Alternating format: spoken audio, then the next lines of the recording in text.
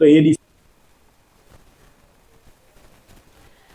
તો રાજકોટમાં આગામી સમયમાં યોજાનારા બાગેશ્વર ધામના ધીરેન્દ્ર શાસ્ત્રીજીના કાર્યક્રમને લઈને હવે વિવાદ અને વિરોધના વંટોળો ફરી ઉભા થયા છે. સામાજિક અગ્રણી અને જાણીતા એડવોકેટ પુરુષોત્તમ પીપળિયાએ કાર્યક્રમ સામે આકરા પ્રહારો કર્યા હતા. બાબા બાગેશ્વરના કાર્યક્રમને ધાર્મિક કાર્યક્રમ નહીં પરંતુ અંધશ્રદ્ધાનું મહાકુંભ ગણાવ્યો હતો.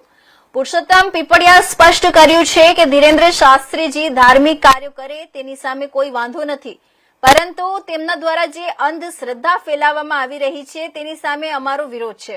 લોકોને અંધશ્રદ્ધામાં રાખીને તેમનો ગેરલાભ લેવો એ પણ ગેરકાયદેસર છે, પુરુષોત્તમ પીપળિયાએ જણાવ્યું હતું. તેમણે દાવો કર્યો છે કે દુનિયામાં ચમત્કાર કે તાંત્રિક જેવું કંઈ જ હોતું નથી.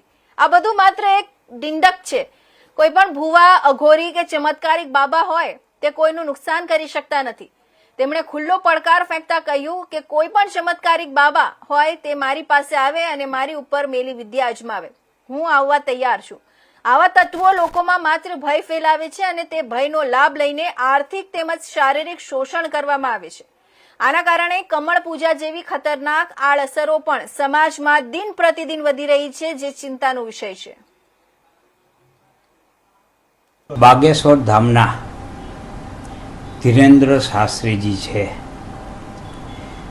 તેઓ ધાર્મિક કાર્ય કરે એની સામે કોઈ વાંધો નથી, અગાઉ પણ વાંધો ન હતો. માત્ર ને માત્ર જે અંધશ્રદ્ધા ફેલાવે છે એ અંધશ્રદ્ધા સામે વાંધો છે અને એનો વિરોધ થવો જોઈએ અને વિરોધ થઈ રહ્યો છે. કારણ કે લોકોને અંધશ્રદ્ધામાં રાખીને તેનો ગેરલાભ લેવો એ પણ ગેરકાયદેસર છે.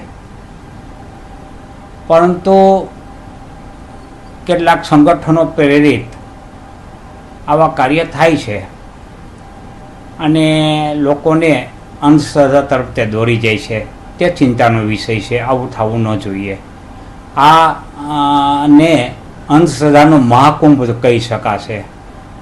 આ કોઈ ધાર્મિક કાર્યક્રમને બદલે અંધશ્રદ્ધાનો મહાકુંભ નો કાર્યક્રમ છે એ રાજકોટમાં યોજાશે. એ આપણા કમનસીબ છે. આપણે એને રોકી શકતા નથી. ખાસ તો ભારતની વાત કરવામાં આવે તો અનેક લોકો છે તે અંધશ્રદ્ધામાં માનતા હોય છે. તો આનાથી બચવા માટે શું કરવું જોઈએ લોકોને? આનાથી બચવા માટે કાયદો કરવામાં આવેલ છે, પણ કાયદાની અમલવારી કરવાવાળા કોણ? પ્રશાસકો છે. પ્રશાસકો છે એ રાજકીય દબાણ હેઠળ કાયદાની અમલવારી કરતા નથી, કારણ કે અહીંયા મતનો પ્રશ્ન આવે છે. આવા લોકો સામે સખ્તાઈથી પગલાં લેવા જોઈએ. આવા લોકો સામે કાયદેસરની કાર્યવાહી કરવી જોઈએ અને આવી અંધશ્રદ્ધાઓ ફેલાવતા બંધ થાય તેવું આયોજન કરવું જોઈએ.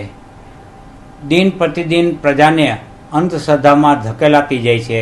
જે અંધશ્રદ્ધામાંથી બહાર લાવવાનું સરકારનું કાર્ય છે એ કાર્ય કરવામાં સરકાર નિષ્ફળતા દાખવે છે અને ઈરાદાપૂર્વકની ગુનાહિત નિષ્ફળતા દાખવે છે. ખાસ તો ચમત્કાર એવું કંઈ હોય છે ખરું? કાંઈ ચમત્કાર તાંત્રિક કાંઈ નથી હોતું. તમે કોઈ પણ ભૂવો હોય, કોઈ પણ ચમત્કારિક બાબા હોય, કોઈ પણ અઘોરી હોય, એને મારી પાસે લેવો, મારી ઉપર મેલી વિદ્યા અજમાવે, હું આવવા તૈયાર છું. આ બધું ડિંડક છે.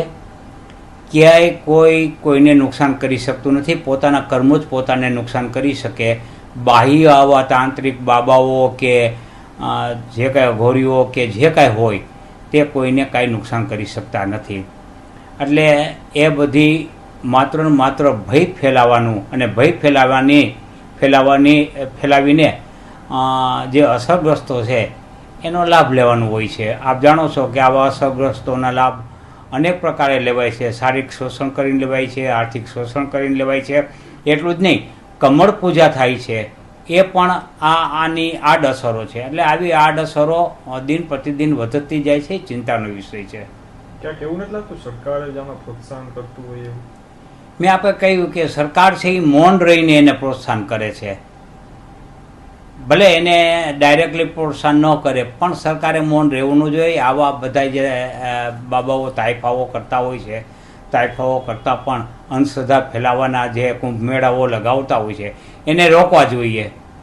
પણ એ રોકવામાં સરકાર ક્યાંક ને ક્યાંક મતનું રાજકારણ આવવાથી